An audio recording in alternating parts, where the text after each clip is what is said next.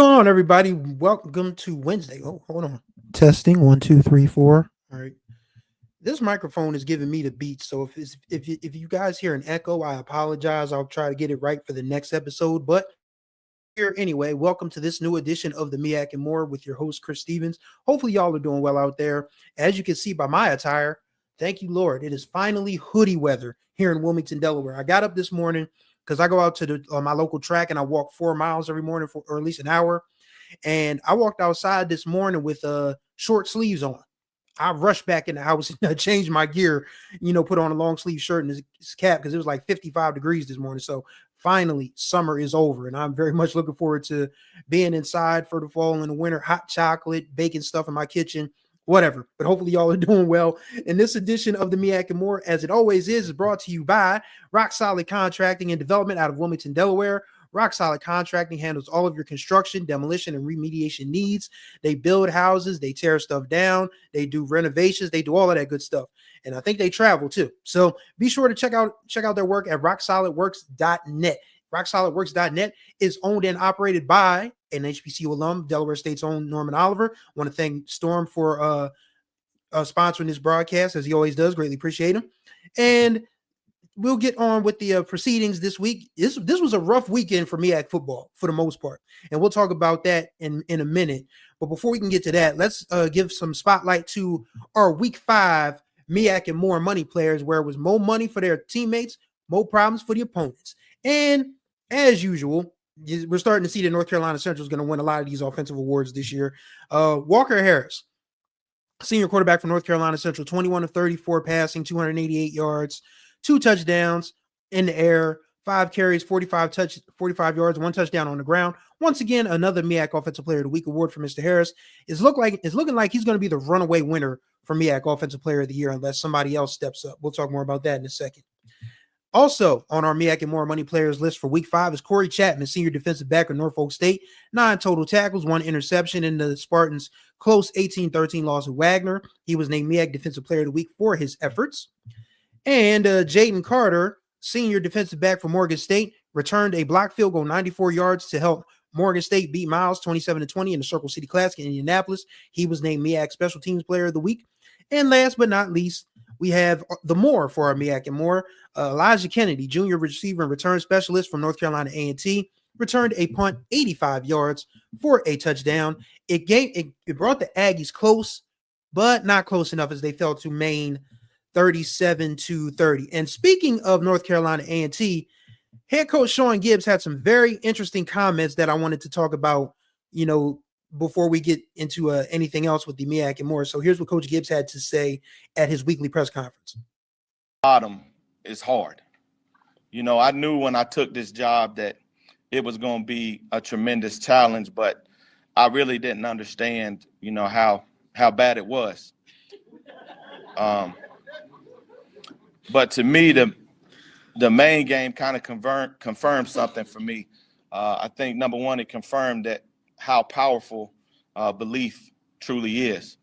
When our guys started believing that we could win the game, we made the plays that were crucial to get us back in the game, and they played with a lot of effort and intensity. But I also realized that non-belief is a force to be reckoned with. I don't believe personally that we've went into any game really believing that we were going to win.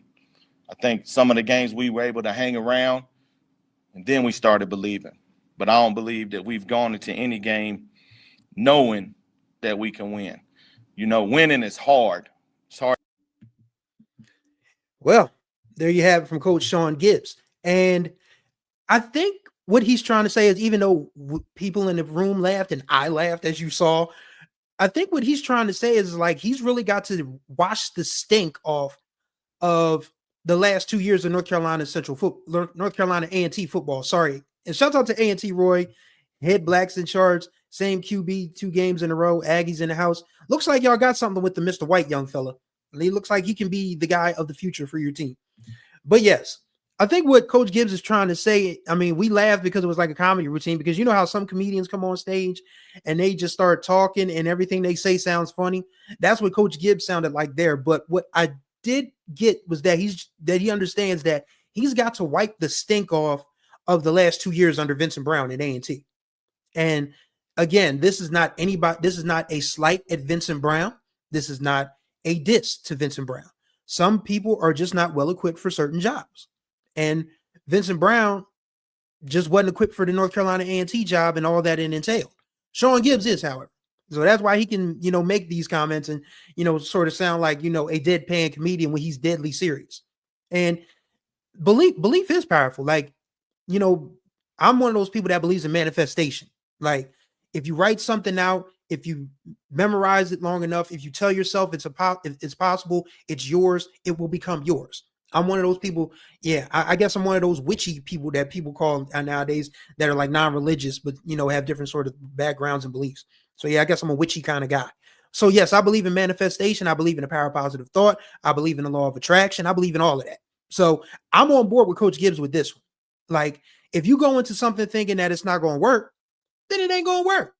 But if you go into something thinking this time is going to be different, we've got what it takes. We got what we need. We're all we got. We all we need. Then you start to turn things around. So I get what Coach Gibbs is saying, and he made a better comment where he was talking about how the guys in the locker room were turning up to a NBA young boy or whatever it was, and then by the time they get out on the field, they turn into mice. I found that to be pretty doggone hilarious, and I think that's true because back in my day, yes, I'm going there. When I was a high school football player, not a very good one, but I did play on my high school football team briefly. My senior year, all we listened to was DMX in the locker room before the game because 1998 was the year of DMX. And, it's dark and hell is hot. Every kid had that tape. Well, we were supposed to because none of us were 17 at the time when it came out, but somehow we all still got our hands on that tape. I digress. But, we listened to DMX and we felt like we were going to win. And we ended up going 5-5 that year, but we never really thought we were out of a football game. And that's what you have to have. You have to have that belief in your talent. You have to have that belief in your teammates. You have that belief in your coaching that you're going to be able to get the job done. And that's something that A&T has not had the last 2 years under Vincent Brown. So that's what Shawn Gibbs is trying to fix right now. And people are going to be hard on him because this A&T team may not win another game this year, but they look a lot better from what I've seen this year than in the past 2 years under Vincent Brown. So I'm not going to sit here and pretend that, nothing is changing at A&T. It's just going to be an incremental process. And with a guy like Shawn Gibbs, who knows this program, I mean, he coached under Rod Broadway. He was the running backs coach that got Tariq Cohen to the NFL. So it ain't like Shawn Gibbs is a scrub coach by any stretch of the imagination. He had 2 good years at Fort Valley, didn't win a championship or anything, but he was in line for the Florida A&M job. Boy, I bet they wish they had Shawn Gibbs right about now. Their loss, A&T's game. But I like that he's able to be transparent about this, keep it 100, and still, keep an air of lightness in the room because A&T is going to need that moving forward because the program has been in a dark place the last couple of years. So, yeah, I mean, I get that Coach Gibbs, didn't mean to be funny, but he's probably going to look back on it and say, yeah, I needed to be funny in that moment. And the players are probably going to listen. I mean, because a lot of these players now, if you can connect with them on some kind of level, they're going to respond to you 9 times out of 10. And I think the NBA YoungBoy quote is going to have those kids laughing in the locker room like, you know what, coach is right. If we're going to listen to this gangster music, we need to go out there and be some gangsters. So hopefully that works out for A&T. And I mean, the Coastal is a tough league anyway. Anybody laughing at A&T in Hampton right now from an HBCU standpoint, your school would go to the Coastal and get elbow dropped quickly. Matter of fact, I'm worried for my Hornets this weekend because they go on to Monmouth. And Monmouth hung 53 on Villanova. 53 on Villanova 2 weeks ago. And Monmouth has had a week off. So they are well rested, from that track meet. Shout out to Brandon Cyrus fulfilling his civic duty, coming in and checking us out. Greatly appreciate it. Tell him you don't know the person. That's how I got out of jury duty. Actually, you know what? Actually, I used HBCU sports to get out of jury duty. Don't tell nobody. But yeah, I think A&T is headed in the right direction. I really do. I really do. It's just going to be hard for people to understand that the Coastal Athletic Association is no joke. I mean, Maine is having a down year, and they still beat A&T.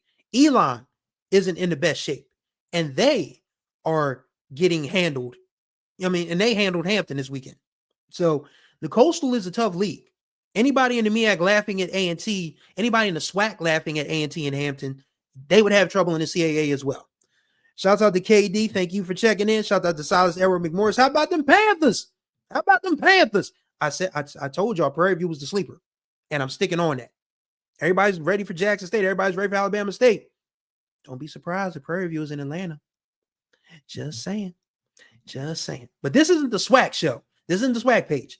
If you missed our SWAC page last week, Ken Rashad made a guest appearance and then promptly got chewed out by Mrs. Rashad. So I don't know how many of those we're going to do until Ken is medically cleared, but it was great to have the boss man back last week.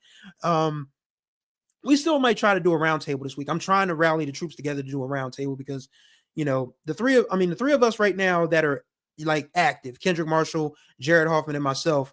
I mean, by Friday, we just glad the weekend's here. But hopefully we can get a roundtable in for you guys this week, especially with so much to talk about. But I think, again, A&T, they're in the right place. They're fine. They've got the right coach. It's going to be time where Shawn Gibbs gets the players that A&T used to get under Sam Washington and Rod Broadway. And those players were good enough to win the CAA or be competitive in the CAA back then. So they'll be fine in 2025. I mean, not 2025. No, they won't be fine in 2025. I'll say 2027. Give Shawn Gibbs another year of just rounding out, just driving out that old cattle that Vincent Brown had put in place. Put that old cattle out to pasture, make you some good burgers out of those, and then bring in some real bulls to get the job done. Hey, Silas, man. I was like, I asked Ken, I was like, you sure? I was like, you sure you want to do this? He's like, yeah. He's like, yeah, I'm going to come on. I said, okay. And as you heard him say, his name is not Ken Rashad. His name is his wife has called him a different name. Shout out to Ms. D, who's one of our biggest supporters. We greatly appreciate you, for taking care of Ken and, having our back as well through this whole process. So, hopefully she's giving Ken his given name back by the time we go on air with this. KD, I still like Jackson State. I really do. But I'm telling you now, what Tremaine Jackson is doing at Prairie View, yeah, better watch out. That Alabama State, if Alabama State doesn't trip over its own feet against Bethune-Cookman this Saturday, that Jackson State Alabama State game on October 11th is must-see TV. ESPN thinks so. They moved it to the primetime slot on ESPNU on Saturday. So, hey, but yeah, again, this is the MEAC More. So let me get back to MEAC business. Speaking of MEAC business, I have a grievance. My alma mater has been hoodwinked, bamboozled, led astray, run amok. We didn't land on Plymouth Rock. Plymouth Rock landed on us. If you don't know what I'm talking about, and I'm sure you guys know what I'm talking about, but I'll give you guys the video proof, and then we'll talk about it. Here it is. Yes. Trying to convert on another third down. It's more than a conversion. It's a touchdown for Bennett, who turns the corner. They just want quarterback power. To snap the ball to your quarterback and let him get behind the right side of the offensive line. Amori Francis, the right guard, and Daniel Overcon, the right tackle. It's a simple play. To snap to your quarterback and just run quarterback power. You seal on the inside, then you have your running backs in front of you to get the edge. The edge is not set on the outside. Just an excellent play design, and you put it in the hands of a player that can make plays with his legs and the quarterback. So much good downfield blocking. Able to have Maurice Clark, your wide receiver, take out an out defensive player. And Kaiden Bennett did a great job running the football and a little hand clap in the side. And he got ejected for that hand clap on the side. That is some bull. You know what?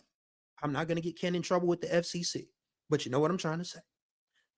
And that, ladies and gentlemen, is how Delaware State quarterback Kaiden Bennett got ejected from Saturday's game at Sacred Heart. And granted, backup quarterback Jaden Sorey deserves a ton of credit. He came in throwing the pigskin very well, but DSU just ran out of gas at the end and lost to Sacred Heart 35-31. And that's a game Delaware State should have won. Bottom line. And people are going to say, and people are, arguing with us since we posted the video and different stories saying, well, he already had a unsportsmanlike conduct penalty against him in the beginning of the game. Yeah, so did a couple kids on Sacred Heart. So did a couple kids on Delaware State. So if you're going to eject a kid for high-fiving with fans and not giving you the ball, the side judge, like he gave another, like dude that threw the flag was the side judge. So he was chasing Kaiden Bennett down for the football. It's not your place to get the football. It's the place of the official that's on the field to get the football. And he gave that official the football. But Kaiden Bennett got ejected for that crap. And Delaware State lost the game because of it. Deshaun Jackson himself said he had been playing and coaching football for 30 years. He had never seen anything like it. And I've been watching football for 35 years. And I've never seen anything like it. I mean, that was the pettiest ejection I have ever seen in my entire life. And look, the chat bats me up. Silas says that's abuse of authority. Brandon says that's more than home cooking. That was home chefing. And KD said the refs are dumpster juice. See, here's the thing. Aside from my HBCU sports duties, I cover high school basketball here in Delaware. And a colleague of mine has a hashtag that either people love or hate. It's called hashtag stop ref abuse. When people start complaining about the things that officials do and different things of that nature. But we need to have a real conversation about how the quality of officiating across all levels, professionally, collegiately, high school, it's all gone downhill. Like, how do you, as an official, make this game about you?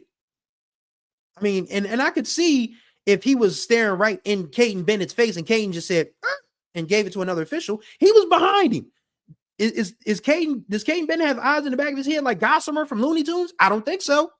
So you're going to sit here and make this about you and ruin a game for a team. I mean, and granted, Delaware State still had a chance to win that game. They were up 31-17 with like 2 minutes left in the first half. They couldn't finish the job. And Coach Jackson admitted that they needed to learn how to finish. But it's hard to finish when your starting quarterback, the dude who's taken 95% of your snaps all year, is not in for the last 3.5 quarters of a football game. And it's not like, it's not like he's injured or anything, so you don't have to worry about that for next week. But at the same time, you can't come back. He's sitting in the locker room like, what the heck? And here's A&T Roy. He said, though I don't agree with it, we had a kid getting unsportsmanlike at NCCU for high-fiving a fan after scoring one touchdown. High-fiving one fan after scoring a touchdown. Yeah. I mean, I don't have a problem with it being an excessive celebration, but to add a second flag because the dude didn't give you the football is nasty work. It's absolutely nasty work. It's petty, it's trifling, it's childish, and my colleague, when my colleague saw this, he sent me a message in my inbox. He said, that is horrible. He said, this is what my colleague said. He said it, not me. He said, 1 flag, fine. 2 flags, take your ass back to Division II. Because apparently that referee crew does a lot of Pennsylvania State Athletic Conference games, which of course Division II. So, and when my colleague, who is always on the side of the official, says, you screwed up. You screwed up. And you should have had to answer for that. Like, I think what hurts is that pool reporting is dead. If you guys are not familiar with journalism in the sports way, pool reporting is when, coaches and, administrators and referees are made available for public comment after games to explain things. It's not a press conference. But you still need a pool. I mean, there's staff reporters, there's beat writers, and there's pool reporters who get to kind of like, farm that information to the main guys on your staff. And so there should have been a pool reporter in Fairfield, Connecticut, to ask that side judge, who pissed in his cornflakes. Because that's basically what it boils down to. Like, you felt humiliated that a young black dude who scored a touchdown was high-fiving fans. It's like, oh, that's extra. I'm going to flag him for that. And then give me the ball, buddy. And then he doesn't see you and probably can't hear you because he's got a helmet on and he's talking to his teammates. His teammates like, yeah, you did that, dog. And it's like, it's nasty work. It's nasty work. And I would say this if it happened to Hampton. I would say this if it happened to Howard. I would say this if it happened to Morgan State. I would say this if it happened to South Carolina State. I would say this if it happened to any HBCU, because a lot of these officials, they treat HBCUs like the way most other white folks treat black people. And so, yeah, it's gross. It's gross. Shouts out to 779577 checking in saying, like the guy said yesterday, one of the personal fouls was a delay a game. Entire crew should be suspended like the rest from the Grambling, Kentucky State game. See, I didn't even know, it was, you could call it a delay a game penalty. But yeah, the unsportsmanlike in the ejection was filthy. Absolutely filthy. And it caused the issue to football game. It absolutely caused the issue to football game. And that's why I'm worried about this team going into Monmouth this week. Because Monmouth is a beast. And if you guys have ever been to that part of Jersey, it's not very friendly. So, you go to Monmouth, sundown towns do exist in the north, good people. I mean, everybody wants to put the sundown town thing on the south. But yes, sundown towns exist in the north. Absolutely. So yes, I'm worried about the Hornets going into Monmouth this weekend. My thing is, don't get hurt. Don't get ejected. Just come back. Just get ready for homecoming, because homecoming is next week. And I'm very much excited to be going back to my alma mater for homecoming. I'm going to be covering the game first. Going to walk around the yard, see if I see some friends, see what happens. And then, come back home. Because I only live an hour away from Delaware State. So, which reminds me, I owe Marcus Williams an apology. Marcus Williams is the father of Mason Williams, who's a defensive back on Delaware State football team. We chopped it up before the Bowie State game, and I misheard him. I thought he said his son's name was Dyson. I have terrible hearing. I have terrible vision too, believe it or not. I'm kind of like a black Helen Keller in that respect. But yeah, his son Mason is a DB, and they're not from Houston, they're from Dallas. So, when me and Marcus were talking about distance and things, like Dallas and Houston have this thing where around the corner is an hour. For Delaware, an hour means you've been through 65% of the state. So yeah, I just wanted to correct. I owed Marcus Williams that correction and an apology. But yes, very much looking forward to homecoming next week. Hopefully the football team it stays safe up in Auntie Roy. I hate to say it, but yeah, that's probably what's going to happen. That's probably what's going to happen. Just stay safe, stay healthy. Don't make any referees mad that you don't toss them the ball. Don't high five any fans. Just go play the game, come back home. That's it. That is really it. And it's disappointing because I think this Delaware State football team still has the best chance it's had to win the MEAC probably since the last time they won it in 2007. And non-conference wins do matter. I mean, the way they were able to stick through 4.5 hours of rain delays and lightning delays to beat Albany was impressive. The fact that they played an ugly, incomplete football game and still beat Bowie State by 4 scores says something. The fact they went up to St. Francis, who might be Division I in name only these days, but still jumped out to a 20-0 lead, put the foot on the throat, and that was the end of that. Like, this team has the potential. They have the talent. They have the belief now. Like I mentioned with Shawn Gibbs and A&T, the belief. They believe they can win now. And, just having a game snatched from you like that, it can be demoralizing. But hopefully, I trust in Deshaun Jackson right now. Like, this is a dude who literally has taken this thing seriously from the word go. Like, every time I've been around him for press conferences, been to Delaware State football games and covered them, like, this dude is locked in. Like, he really wants to be a good football coach, and he really wants Delaware State to win. So I'm still very confident in this team heading into MEAC play. Absolutely. I don't think that them winning the MEAC is completely out of the question. I mean, granted, as I said last week, and we're going to talk about them in a minute, I still stand on it. North Carolina Central right now is the clear favorite in the MEAC. still the clear favorite. But I think South Carolina State still has a shot. I think Howard, as well as they play, because Howard should have beat Richmond this weekend. They have a shot. Morgan State. You know, you kind of have troubles with trouble with the D2, but you still win. I don't think Morgan State is out of the question. The MEAC is going to be tough this year. 6 teams are going to be fighting for one plane ticket to Atlanta. So don't think that everybody's just going to roll over for each other and just say, oh, you know, this team looks so much better on paper. You know, they're destined for Atlanta. There are a lot of people in different locker rooms around that conference that say, hey, we're destined for Atlanta. We are going to Magic City.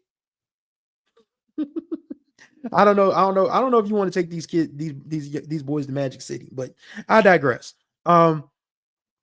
Yeah, Delaware State still the best team they put on the field in about 5 years, and I think it only gets better from here. I think hopefully this brings them closer together to understand that, you know, you have to play smart and that you have to, you know, watch your back for all sorts of shenanigans. But North Carolina Central, let's talk about them. They're on a 3-game winning streak. They're averaging 54 points a game during that win streak. Who's going to stop them? Does anybody have an answer for that? I don't. I mean, they went down to East Texas A&M and again, they did not, I mean, like Delaware State against Bowie, they did not play a complete game. And they still won 50-42. It was 50-28 with about 5 or 6 minutes left. But East Texas A&M threw together a couple of quick touchdowns to get back, you know, reasonably close, but they ran out of time. But if North Carolina Central plays a complete football game, I don't know who beats them. I don't, from a MEAC perspective. And the good news is for Trey Oliver's bunch is they have 2 bye weeks sandwiched around this Florida A&M game. Florida A&M is a dumpster fire right now. We already know all about that. We'll probably, if we get on the air on Friday, we'll talk about that. But yeah, Florida A&M is a dumpster fire right now. So you get a week off this week. You go down to Tallahassee. You beat it. You play a team that you probably should beat. You get another week off. Then it's MEAC play. Because, of course, Delaware State is coming to Central for homecoming. So that's going to be fun for Central probably. But, yeah, Silas, he is. Yes, they are related. I found that out when I went to the press conference on January 6th, because who was in the building? Shawn Taylor. So yeah, they know each other. They are kinfolk.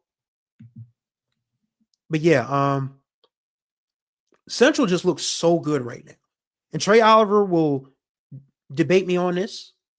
And that's his right. He's the head coach. He knows his team better than I do. He's in the locker room and on the practice field with him every day. If he says they got to get better, they got to get better.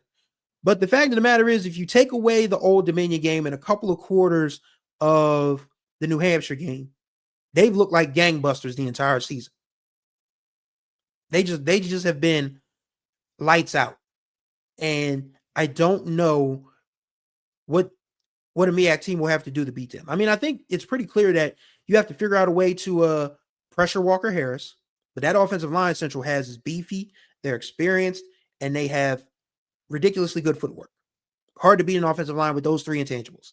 You have Chris Mosley, who is averaging 10 yards a carry, a first down every time he touches the ball. You got A.J. Rogers, who's kind of like the Jerome Bettis of that backfield. That A&T, that I keep saying A&T, damn it. That Central offense is going to give defensive coordinators nightmares all season long. Like, somebody's going to wake up in the middle of the night after seeing Chris Mosley run for a 73-yard touchdown, just say, oh man, I got a game plan for that MF this week. Central looks really, really good. And I don't know. I mean, South Carolina State, I think what hurt South Carolina State was they still had a little bit of a hangover from the South Florida game, because South Florida just overwhelmed them in that third quarter. And Charleston Southern just took advantage of that malaise or hangover that they had and beat them. So I don't know.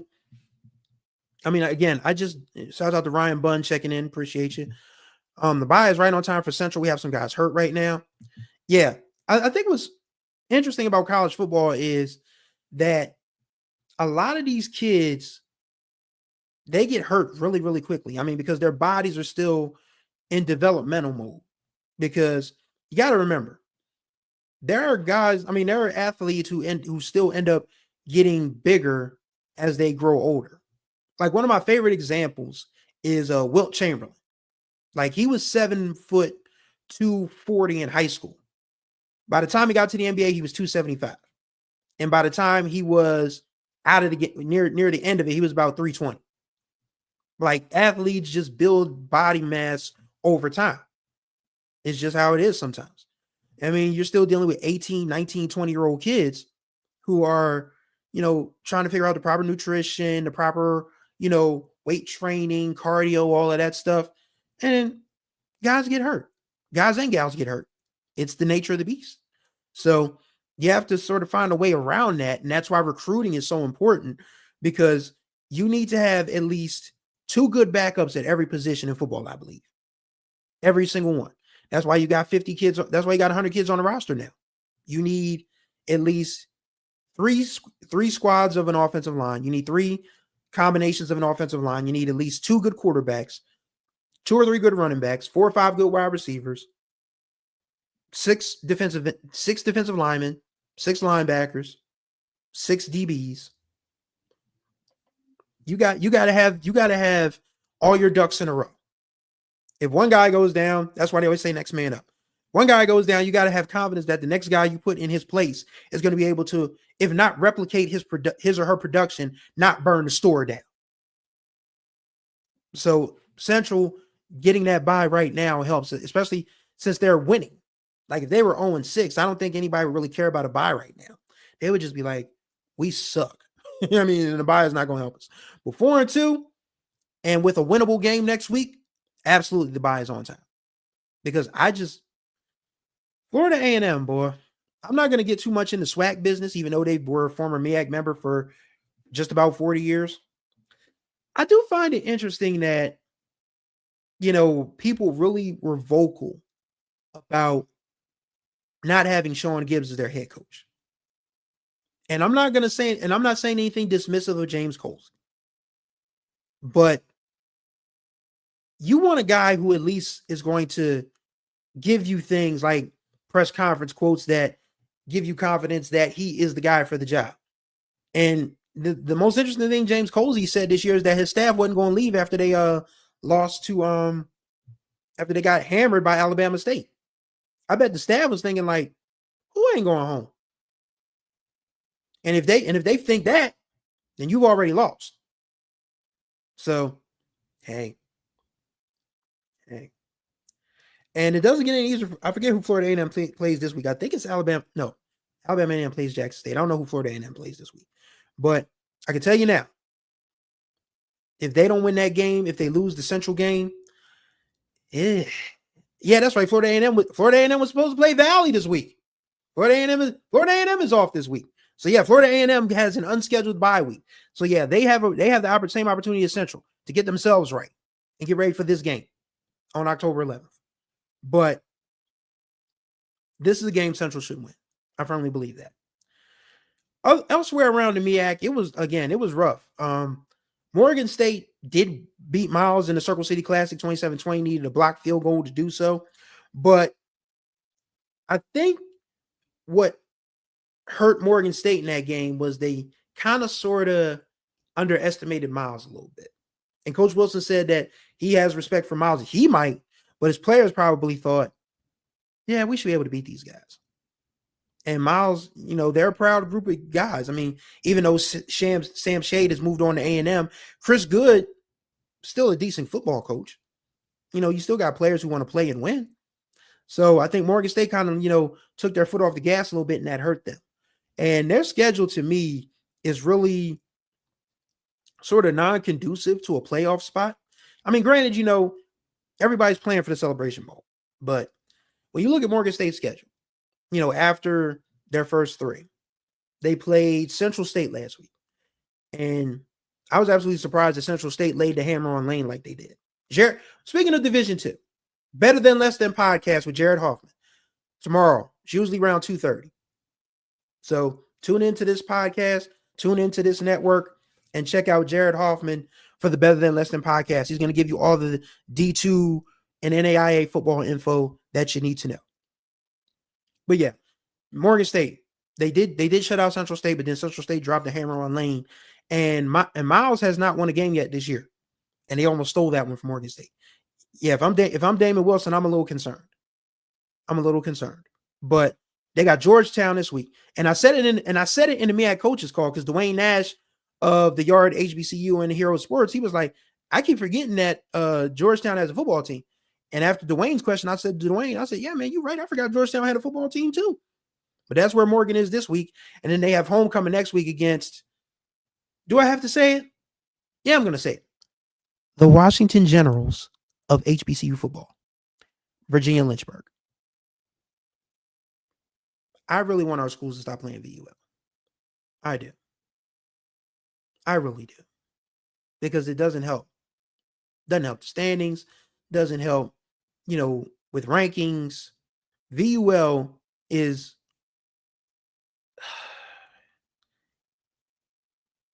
a slump buster. If you know what a slump buster is, those of you who are adults, you know what a slump buster is. And VUL is the HBCU slump buster. But sometimes you got to stop, going for the low-hanging fruit. Uh-oh. We got breaking news, ladies and gentlemen. Ken Rashad got his name back. It's a celebration. Which reminds me, if you would be so kind, HBCU Sports 101, a guide to understanding Black college athletics by Ken Rashad, is available in all your fine literary bookstores, your Barnes and Nobles, your Amazons. You can also get one from KenRashad.com. If he's up for signing your book, even though that might be against his doctor's orders, if you pay a little bit more for the advanced copy, the special edition, which is a thicker, more quality papered book, Ken will sign it for you. So go to KenRashad.com for that. But if you want to get a guide to understanding HBCU sports, go ahead and do so. You can go to Barnes and Noble and find that thing. You can go to Amazon.com and get it.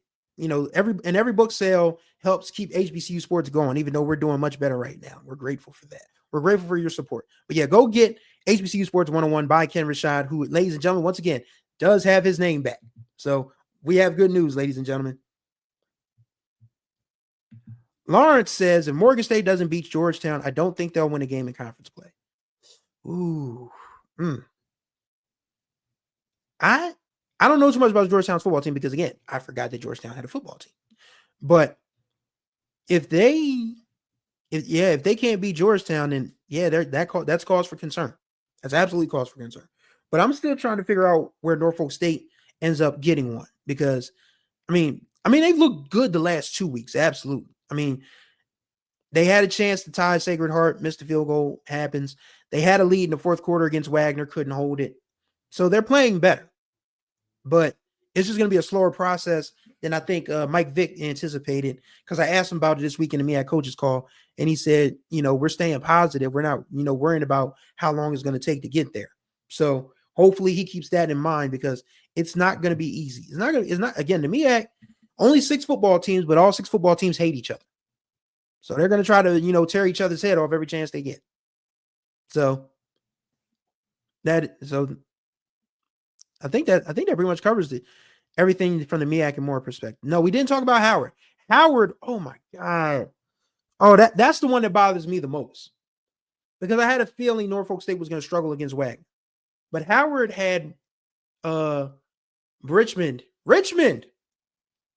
Not Lynchburg, but Richmond. A team that's usually always in the FCS playoff hunt. Had them up 12-0 in the fourth quarter, ended up losing 13-12. Damn, James. That would have been a huge win for Howard and the MEAC. But things didn't happen out that way. And again, this was a tough week for the MEAC. You only had 2 teams win, and neither team that won looked really good. And the 4 teams that lost probably should have won the games that they lost. So this is going to be a forgotten week for MEAC football. Like, this is going to be the mulligan.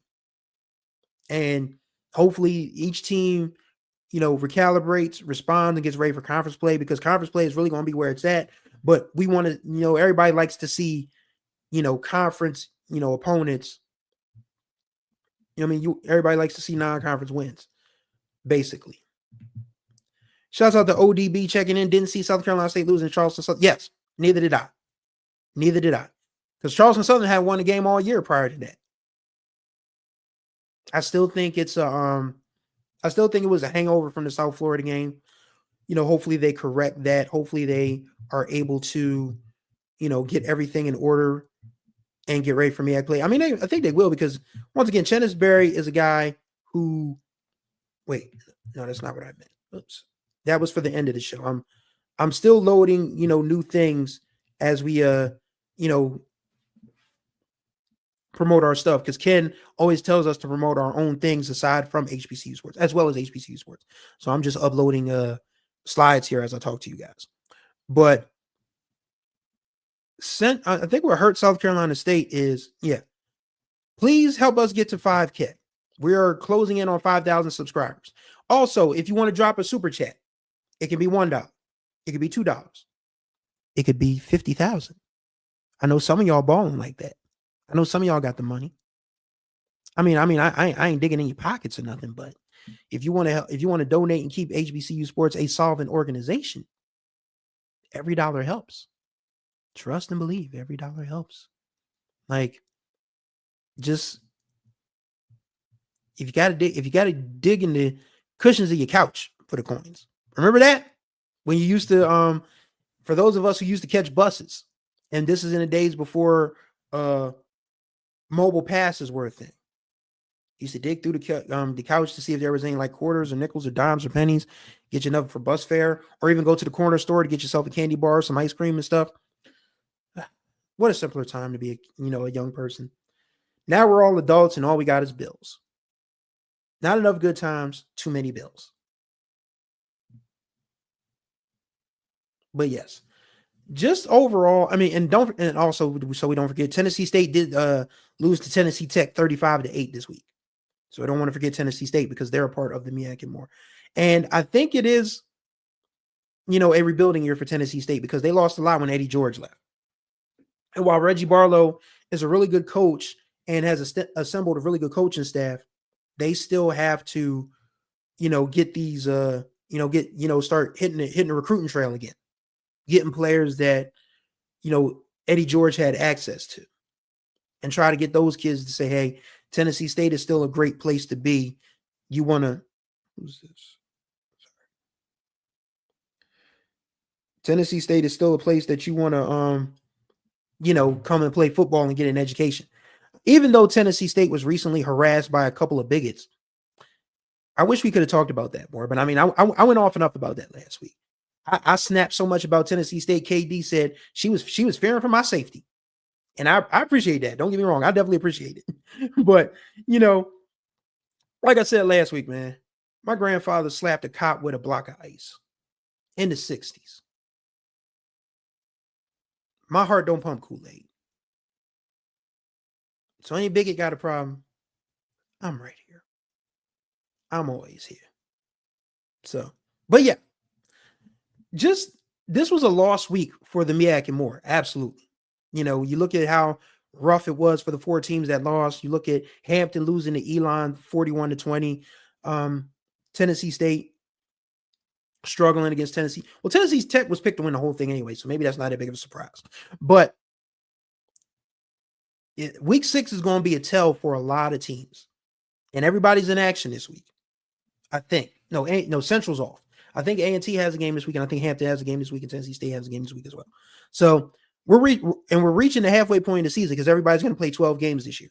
So once these teams get to 6 games, we'll learn a lot about where their potential conference championship and postseason aspirations lie.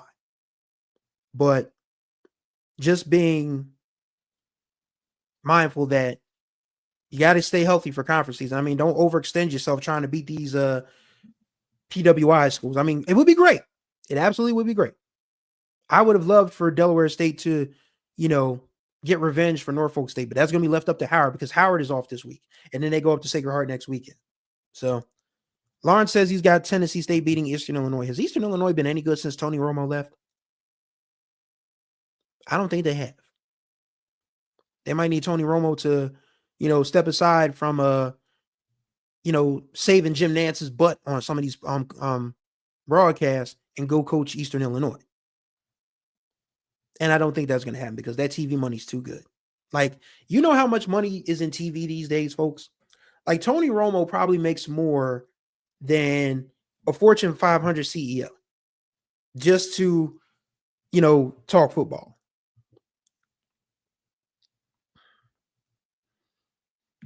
This is a good question, DLOB. So is it a law that you all wait for the last weeks to play a conference game? Is it possible to play a conference game earlier? I think the way the MEAC has it set up is because a lot of these schools that play non-conference schedules, the non-conferences, they already have their, conference games locked in. Like the CAA, they got their conference schedule locked in years in advance. Who else? The CIAA and the SIAC, when we're playing Division IIs, their schedule's already locked in. So when you're the MEAC, the MEAC literally has to get in where it fits in right now. NEC too. So you have to just find a suitable opponent with an open week in the first 2 months of the season that says, yeah, we'll come down, or hey, you can come on up. That's hard. That is hard. The MEAC football schedule these days, I would not want that job. I would not want that job. There's just no way that you can convince me to say, all right, let's see if we can get, like if I'm scheduling for Delaware State next year, and you already know that you've got Howard A&T, you got Howard Central, Norfolk, Morgan, and South Carolina State last 2 months of the season. So what you going to do those first 2 months? Are you going to call in another D2? Are you calling back Boise State? Are you calling Lincoln? Are you calling Virginia State or Virginia Union? God, I would love to see Virginia Union or Virginia State come to Delaware State. I think that would be a really good game. Or are you going to go talk to a CAA? Are you going to talk to Villanova? Are you going to talk to Monmouth? Are you going to talk to Bill and Mary, as A&T Roy calls them? Are you going to say, hey, guys, we'd be interested in coming to your place September 7th. What do you say? September 7th. Yeah, we can squeeze you in. Come on down. That's basically how it's working these days. If you're a MEAC school, you got to get in where you fit in. Spence, I would love to see more MEAC SWAC games during the regular season. I would.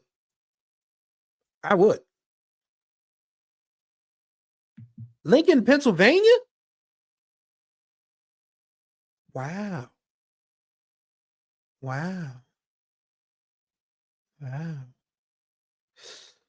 Well, Lincoln has not had a winning record since they restarted football in 2008. So, yeah. Oh, she meant Lincoln, California. We shouldn't be playing them anyway. Again, like I say, don't play VUL and don't play Lincoln in California. Ms. Mag, I was talking about Lincoln, University of Pennsylvania for Delaware State because they're literally about an hour away from each other. So that's what I was talking about. But yeah, for the MEAC, you got to get in where you fit in. And Lawrence said it best. It's best to play conference games the last 5 weeks of the season. You don't want a conference champion crown week 7 or week 8. No, because that takes away any intrigue. Because remember, 2023 was fun. Because I'll never forget, I was coming back from covering the Delaware State football game, and the Howard A&T game was still going. Why do I keep saying A&T? I mean Central. Sorry, North Carolina Central alums. Because I remember 2023, I was coming back from covering the Delaware State football game. And I said, let me go look and see what this Howard Central game looks like. And Howard was absolutely just,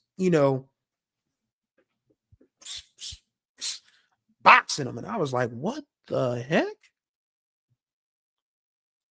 So yeah, you want your conference champion decided as late in the season as possible.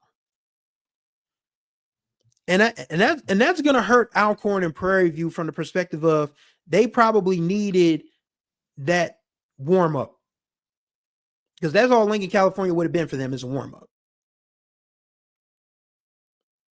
And sometimes you just need a warm up. You just need a tune up.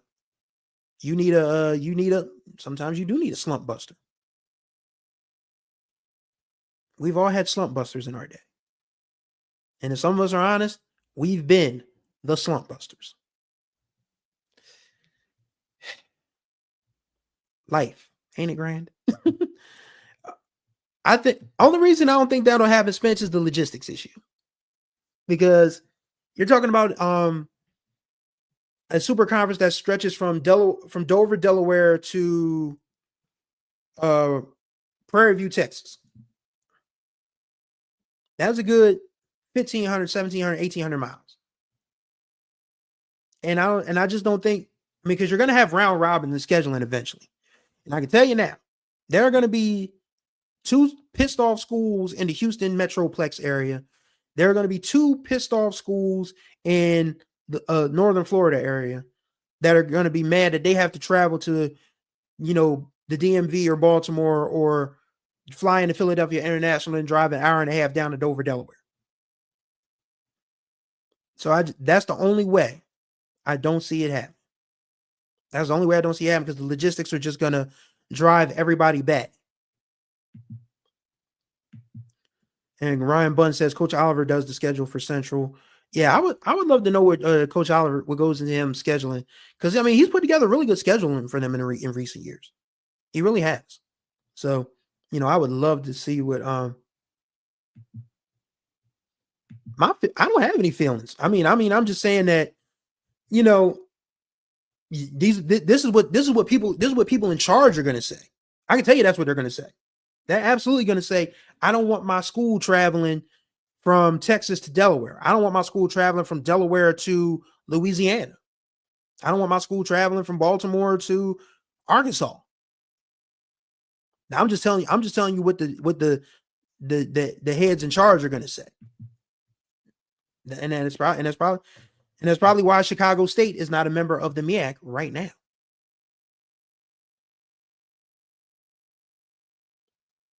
I can guarantee you that's the reason Chicago State is not a member of the MEAC right now. Because them folks looked in Chicago and said, man, bump that. Which is weird, because the Northeast Conference welcomed them with open arms. And the Northeast Conference is made up of a lot of New England schools, like Connecticut, Massachusetts, Long Island. So I'm like, So that is interesting. I guess they feel Chicago State adds something. I mean, I think the Northeast Conference is the most interesting conference right now when you look at the associated membership, because our 4 remaining baseball schools, DSU, Coppin, Norfolk State, and UMES, are NEC associate members. Our 2 women's teams, our 2 women's lacrosse and women's soccer teams, Howard and Delaware State, are NEC associate members. Howard men's soccer is an NEC associate member. So it's very interesting to see how that partnership is sort of, gelled over the years, especially with Delaware State flirting with the Northeast Conference as long as Delaware State has. And I'm telling y'all, man, the only thing keeping the MEAC alive right now, to be quite honest with you, is the Celebration Bowl and the NCAA basketball tournament money. That's it. Those are the 2 main things. Otherwise, this conference would be history. And then there would be no MEAC More with Chris Stevens. Now, we wouldn't want that now, would we? I'd still find a way to be on air. I just wouldn't be able to talk about the MEAC, unfortunately. Ken with a great point. Logistics is not an excuse. It's very much a factor that needs to be considered when such games are considered. Listen. Our money is not as strong as it should be. You're just not going to be able to fly teams across the country like that. I mean, as stupid as it is, Stanford can afford flights to North Carolina. Oregon can afford flights to Ohio State. Our schools cannot. That's just what it is. I'd like to see Howard move to the Patriot League and sports the MEAC doesn't offer. One thing that I would like if I had like billionaire money, I would absolutely help the MEAC get baseball back. I would find a way to get Howard a baseball team again. I would find a way for North Carolina Central to restart theirs. I would find a way for South Carolina State has not had a baseball team. Can you name South Carolina State's most famous baseball alum? Can anybody? I know I don't think we have super OGs here, but I think we have enough OGs to know who South Carolina State's most famous baseball alum is. Anybody care to guess? And can anybody name Howard's best known baseball alum? I can name him because he was a former Philly. I'm a Phillies fan. I've been a Phillies fan all my life, so I know this gentleman. Okay, so South Carolina State's most famous baseball alum is Willie Mays Aikens. And yes, that is his real given name. He was named after Willie Mays. He played at South Carolina State just as they closed down the baseball program in their mid-70s, signed with Kansas City Royals. He hit 2 home runs in the 1980 World Series on his birthday. How I know all of this stuff? Hey, go figure. Howard's most famous baseball alum is Milt Thompson. He was the hitting coach for the Phillies when they won the World Series in 2008, and he was a utility player on the 93 Phillies. And Milt Thompson went to Howard. So, yeah, if I had like major money, I would restart baseball in the MEAC. I'd make sure South Carolina State has a team. I'd make sure Central brings their team back. I would make sure Howard brings their team back. Who else am I missing here? There's one more team. Norfolk, Delaware State. Yeah, I'd bring baseball back to Morgan State too. I would make sure each member of the MEAC has a baseball team, because I still think baseball is a great sport, and that if we put enough muscle behind it, we can start getting kids back in the pros again, and we can start being competitive at an NCAA Division I level. Yes, we got a lot of good stuff on the HBCU Sports Shop too, folks. Mugs, tumblers, t-shirts, different sorts of things. Go to the website, drop some coins there. Would be greatly appreciated. You'll probably see in South Carolina State, North Carolina Central in the SoCon or the Coastal before you see them in the SWAT. Guaranteed. Absolutely guaranteed. And Ryan Bunn says Trey likes to play a local D2 from the CIAA, 1 FBS, 1 SWAC, 1 CA. That's a good schedule. And I think, honestly, I would like to see Central versus Virginia Union. Like, that would be a Royal Rumble of epic proportions. Like this year or last year's Union team versus any of the Central teams of the last couple years. That would have been a fun game to watch. Hopefully that comes to pass at some point in the future. But I think that's going to do it. We've covered a lot of ground. Oh, I do have some announcements to make for myself. I mean, before I give you the HBCU sports spiel, before we get out of here. But I have some, news that I'd like to share. This is one of those main items. My podcasting arm has expanded. If you guys didn't know, I have a Patreon. Let me put that in the description below. In the comments, so you guys can subscribe. It is $1 a month, and it is a worthy dollar. So I started thinking about ways to expand on what I'm doing with my Patreon, and the overnight scenario is an after dark podcast. What does after dark mean? Y'all are smart people.